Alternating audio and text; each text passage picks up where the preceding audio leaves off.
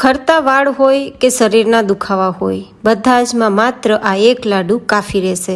તો ચલો રેસીપી શરૂ કરીએ.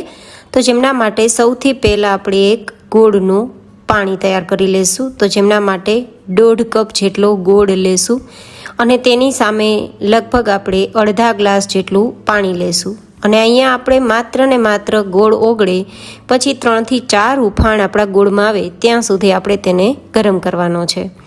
આજે આપણે જે સામગ્રીઓ લેશું ને તે બધી જ સામગ્રીઓના સંમેલનથી તમારા શરીરમાં કોઈ પણ પ્રકારના દુખાવા હોય, જેમ કે કમર છે, ગોઠણ છે, સાંધા છે, શોલ્ડર છે કે પછી સિમ્પલ બોડી પેઇન છે, તે બધા જમાં ફાયદા કરશે. સાથે સાથે તમને આયરન પૂરું પાડશે, ઝીંક પૂરું પાડશે, ફાઇબર આપશે અને ઘણા બધા બીજા પોષક તત્વો જેમ કે ઓમેગા 3 ફેટી એસિડ પણ આપશે અને સાથે સાથે તમને કેલ્શિયમનો ભંડાર પણ આપશે. અને હવે આપણે કડાઈમાં અડધા કપ જેટલા મગફળીના દાણાને શેકી લઈશું. અહીંયા દાણાની ફોતરી નીકળે ત્યાં સુધી નથી શેકવાના, માત્ર દાણામાંથી કાચો ટેસ્ટ નીકળી જાય અને કોઈ મોઇશ્ચરનો ભાગ હોય તો બળી જાય ત્યાં સુધી શેકવાના છે.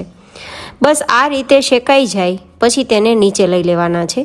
ફોતરીમાં પણ તેના ઘણા બધા પોષક તત્વો રહેલા હોય છે, તો આપણે દાણાની ફોતરી બિલકુલ નહીં કાઢીએ.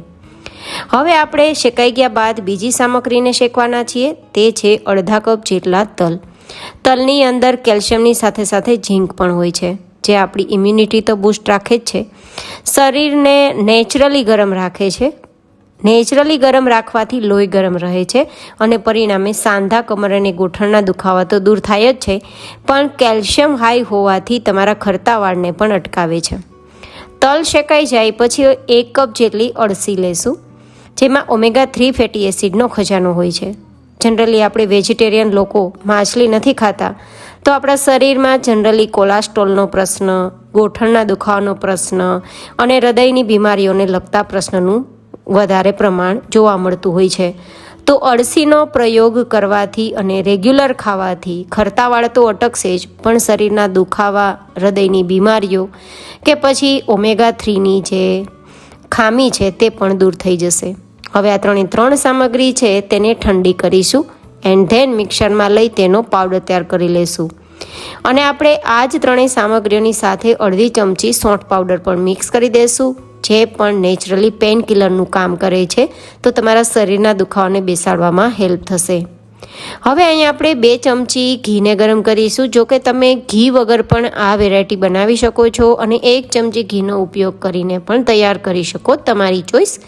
હવે 1 કપ જેટલો રાગીનો લોટ લઈશું, જે કેલ્શિયમનો સુપરફૂડ ખજાનો તમે કહી શકો, જે સ્પેશિયલી વાળ માટે અને સ્પેશિયલી હાડકાઓ માટે સુપરફૂડનું કામ કરે છે અને એટલા બધા પોષક તત્વો આપણા શરીરમાં આપે છે કે જેને તમે ગણી પણ ના શકો. બસ ધીમા ગેસની ફ્લેમ પર આપણે રાગીના લોટને શેકવાનો છે. આ રાગીનો લોટ તમને કોઈ પણ પ્રોવિઝન સ્ટોરમાં ઇઝીલી મળી જશે. થોડો કલર ચેન્જ થાય અને જે ઘી ઉમેર્યું છે તે બહાર નીકળવા લાગે ને ત્યાં સુધી આપણે તેને શેકવાનો છે. જેમ શેકાશે તેમ લૂઝ થવા લાગશે. બિલીવ મી ગાઈઝ, આજની બધી જ સામગ્રીઓના સંમેલનથી જે કંઈ પણ લાડુ તૈયાર કરશું તેમાંથી 1 લાડુ દરરોજનો ખાવાથી વજન નહીં વધે, પણ તમારા પોષક તત્વો શરીરમાં વધી જશે અને પરિણામે બધી જ ખામીઓ દૂર થઈ જશે. બસ આપણો રાગીનો લોટ શેકાઈ જાય પછી આપણે જે બીજી સામગ્રીઓને ગ્રાઇન્ડ કરીને રાખીને પહેલાં તેને મિક્સ કરી દેવાની એન્ડ ધેન આપણે તેને ગેસ ફ્લેમ પર રાખશું અને જે ગોળનું પાણી તૈયાર કર્યું છે ને તે મિક્સ કરી દઈશું. હવે આપણે ગેસની ફ્લેમ ધીમી રાખશું અને ત્યાં સુધી ચલાવીશું જ્યાં સુધી આ બધું જ બેઝ ભેગું થવા ના લાગે.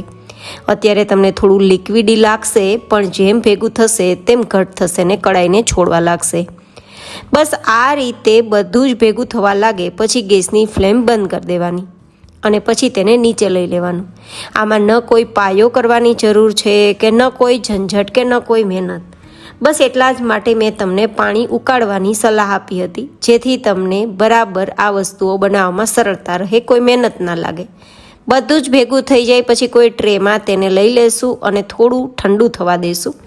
ઠંડુ થશે તો આ રીતે ઇઝીલી ભેગું થઈ જશે અને થોડું કઠણ પણ થઈ જશે, કડક થઈ જશે, જેથી આપણે લાડુનો શેપ ઇઝીલી આપી શકીએ. જો કે ખાવામાં થોડા સુપર સોફ્ટ તો રહેશે જ. આપણે અહીંયા પાણીનો પ્રયોગ કર્યો છે ને, ગોળનો પાયો લેવામાં તેના માટે. પણ 1 વીક સુધી બહાર રાખશો બિલકુલ ખરાબ નહીં થાય. ફ્રીઝમાં 15 દિવસ સુધી રાખશો બિલકુલ ખરાબ નહીં થાય. આ રીતે લાડુનો શેપ આપશું એન્ડ ધેન કોઈ પણ એરટાઇટ ડબ્બામાં ભરીને તેને સ્ટોર કરીને રાખી દેશું. એકદમ સુપર સોફ્ટ છે અને હેલ્ધી તો એટલા કે જે તમે ગણી ના શકો.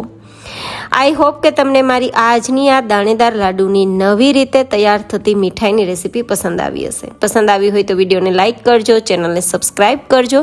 ફરી મળીશું નેક્સ્ટ રેસીપીમાં. ત્યાં સુધી stay healthy and stay happy.